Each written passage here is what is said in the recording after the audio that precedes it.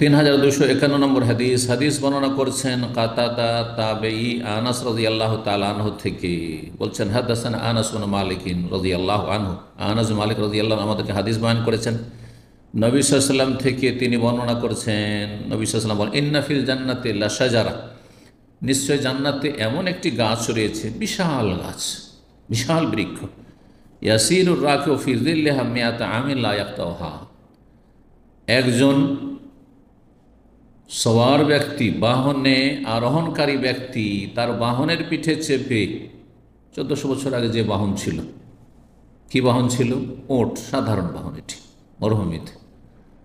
আর আরেকটি হাদিসে রয়েছে যে দ্রুতগামী বাহন, আর দ্রুতগামী বাহন তখনকার ছিল ঘোড়া, আর ঘোড়া স্পিড হচ্ছে কাছাকাছি একটি কারের মতো।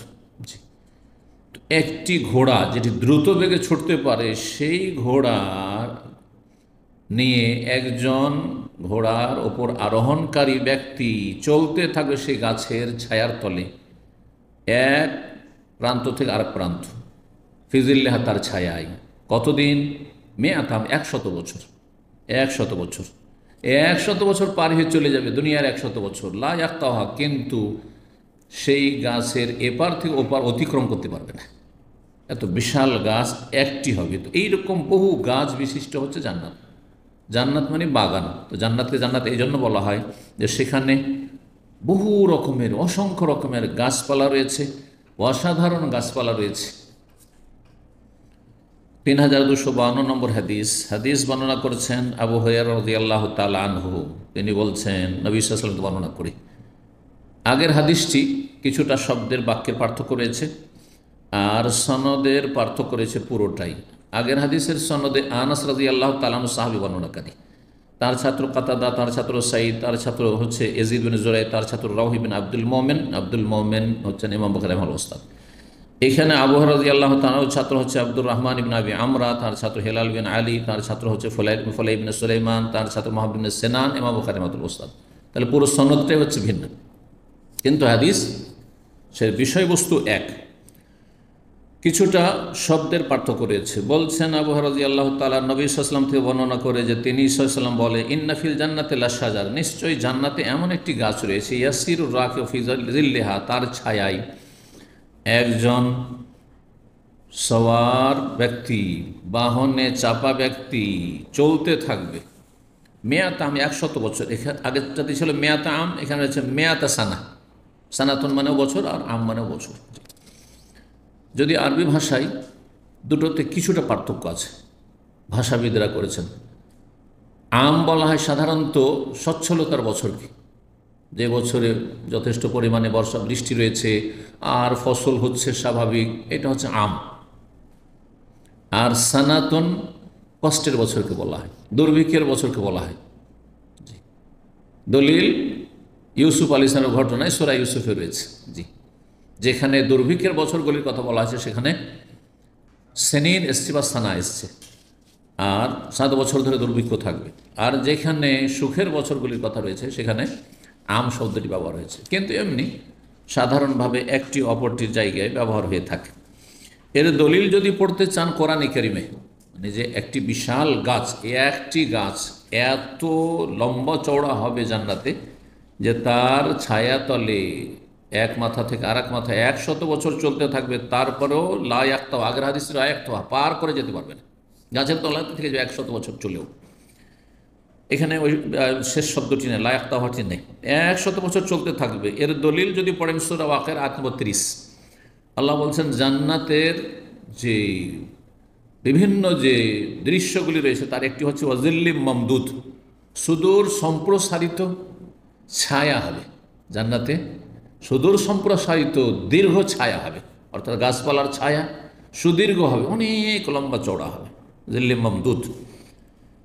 3253 নম্বর হাদিসে এই জান্নাত সম্পর্কে আরেকটি হাদিস রয়েছে, আগের সনদ থেকে দিয়েই বর্ণিত, ওয়ালা কাবা কাউসে আহাদিকুম ফিল জান্নাতে, জান্নাতে তোমাদের একটি ধনুক পরিমাণ জায়গা।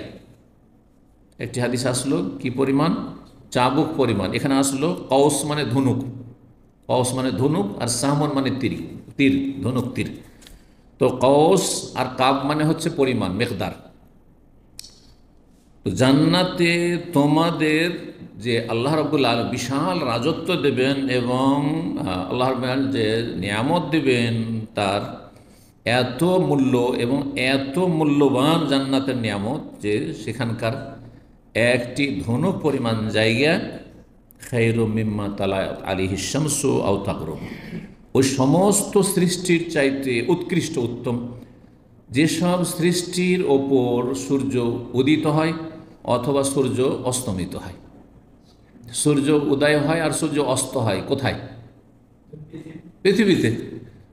তাহলে আগের হাদিস আর এই হাদিসের ভাব অর্থ যেটা বলে খায়রুন মিনাদ দুনিয়া মাফিহা, দুনিয়া পৃথিবী এবং পৃথিবীতে যা কিছু রয়েছে, গাছপালা, নদী, নালা, সাগর, মহাসাগর, স্থল, জল, যা কিছু রয়েছে এবং যত সম্পদ রয়েছে সব কিছুর চাইতে উৎকৃষ্ট এখানে যার উপর সূর্য উঠে আর যার উপর সূর্য ডুবে তার চাইতে উৎকৃষ্ট, আর সেটি হচ্ছে পৃথিবী, দুনিয়া।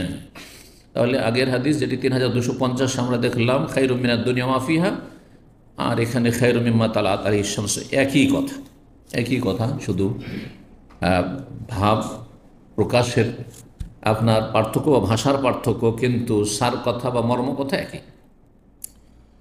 3254 নম্বর হাদিস, এই হাদিসটি কয়েকবার করে এসেছে এর আগে। বলছেন আবু হুরায়রা রাদিয়াল্লাহু তাআলা আনহু বর্ণনাকারী, নবী সাল্লাল্লাহু আলাইহি সাল্লাম থেকে বর্ণনা করে যে নবী সাল্লাল্লাহু আলাইহি ওয়াসাল্লাম বলেন আউয়ালু জুমরাতিন তাদখুলুল জান্নাহ, সর্বপ্রথম যে দলটি জান্নাতে প্রবেশ করবে তাদের রূপ চেহারা হবে আলা সূরাতিল কামারে লাইলাতুল বদর, পূর্ণিমার রাতের চাঁদের মতো উজ্জ্বল। ওয়াল্লাযিনা আলা আসারিহিম, আর যারা তাদের পরে, এখানে আসারিহিম, আর আগের হাদিসে এসেছিল 3246 নম্বর ওয়াল্লাযিনা আলা ইসরিহিম, ইসরিহিম মানে পরে, আর ওর বহু বচন হচ্ছে আসারিহিম, আসার মানে পরে, পেছনে। তো অনাক্তু মা কদ্দামু আসারহুম, সূরা ইয়াসিনে রয়েছে আসারহুম। তো বলছেন যে তারা হবে যারা দ্বিতীয় পর্বে জান্নাতে প্রবেশ করবে তাদের রূপ চেহারা কেমন হবে? বলছেন আহসানে কাওকাবিন দুররিইন ফিস সামাই ইদাআতান, আকাশের সবচাইতে উজ্জ্বল তারকার চাইতেও বেশি সুন্দর। আহসানে কাওকাব, আকাশের তারকার মধ্যে সবচাইতে সুন্দর উজ্জ্বল যে তারকা নক্ষত্র রয়েছে তার মতো সুন্দর হবে রূপ চেহারা। জি, সৌন্দর্যের ক্ষেত্রে সাদৃশ্যতা যে একটা আর একটা জিনিসের সাথে তুলনা করা হয়, সব ক্ষেত্রে হয়নি। যেমন মানুষের সাহস অথবা বীরত্বের তুলনা করতে গিয়ে আরবরা বলে জায়দুন কাল আসাদ, জায়দ হচ্ছে সিংহের মতো। আজকালও আমাদের বাংলা ভাষা সিংহ পুরুষ মানে কি? সিংহের মতো হিংস্র, খুনি, উদ্দেশ্য খুনি করে। তো সিংহ তো খুন করে, হ্যাঁ, মানুষকে ফেড়ে ফেলে, মানুষ খাওয়াই হচ্ছে সিংহের কাজ। এই কাজ তো করলে ওকে সিংহ বলবে না। সিংহ পুরুষ কাকে? যে বীর, বাহাদুর, সাহসী, বীরত্ব উদ্দেশ্য। তো ওই রকমই সৌন্দর্যে তুলনা করা হয়, তার মানে সব দিক থেকে তারকার সাথে তুলনা করা হয়নি। তারকা ধ্বংসশীল, তাই না? কিন্তু মানুষ জান্নাতে যাওয়ার পরে ধ্বংসশীল নাই, তাহলে ওখানে তুলনা নেই। তারকা দুনিয়ার ধ্বংস হয়ে যাবে, সব কিছু ধ্বংস হয়ে যাবে। তারকার জন্য জান্নাত নয়, কিন্তু মানুষের জন্য মুমিন যদি হয় জান্নাত, তাই না? তো সৌন্দর্যের ক্ষেত্রে এখানে তুলনা করা হয়েছে।